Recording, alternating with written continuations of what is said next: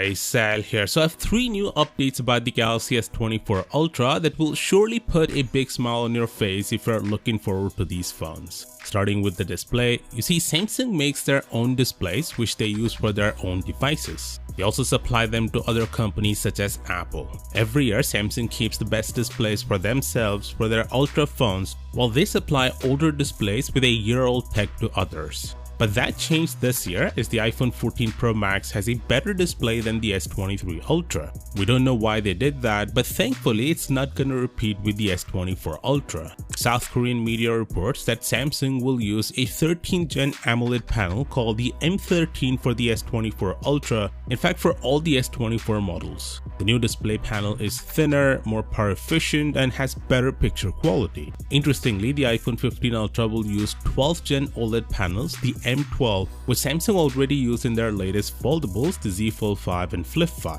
The M13 panels might not make their way into Apple smartphones until the iPhone 16. Next, recently we got to know that Samsung will stick with a 3x telephoto lens on the S24 Ultra, but instead it will get significantly better. Details were scarce at that time, but now we know exactly what they've improved with the telephoto lens. Ice Universe says that Samsung will use a new 50 megapixel telephoto camera with 3 times optical zoom. That's 5 times the resolution compared to the S23 Ultra, which has a 10 megapixel telephoto camera. This new camera will also have a bigger sensor, which means not only you'll have detailed photos and videos with 3x zoom both during day and night, but the intermediate zoom levels, which is anything between 3x and 10x, will also see a significant improvement with this change. Ever since the S21 Ultra, the zoom cameras basically remain the same, so this upgrade is long overdue, I would say. Personally, I'm really happy with this development as you get aesthetically pleasing photos in 3x mode than even the main camera, because the main camera is wide and has less separation from the background.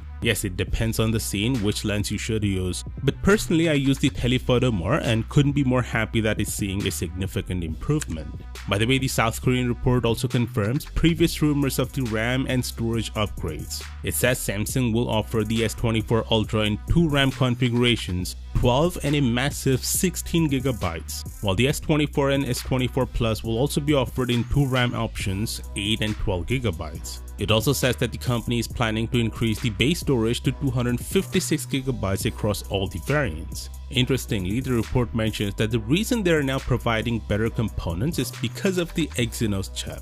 Since it's in-house, it costs significantly less than the Snapdragon counterpart. Also, it gives Samsung leverage to better negotiate with Qualcomm, which in turn will bring down the prices of the Snapdragon chips. I mean, recently we saw it cost around $160 for one Snapdragon 8 Gen 2 chip, while it's just $50 for the latest Tensor chip, which is based on Exynos. So in a way, Exynos is helping to make a better Samsung phone for everyone, including the Snapdragon regions. But the trade-off is that Europe and partly Asia will get an inferior performing phone, with the news that the latest Exynos is using a 10-core processor with a better yield rate means there shouldn't be a huge performance gap.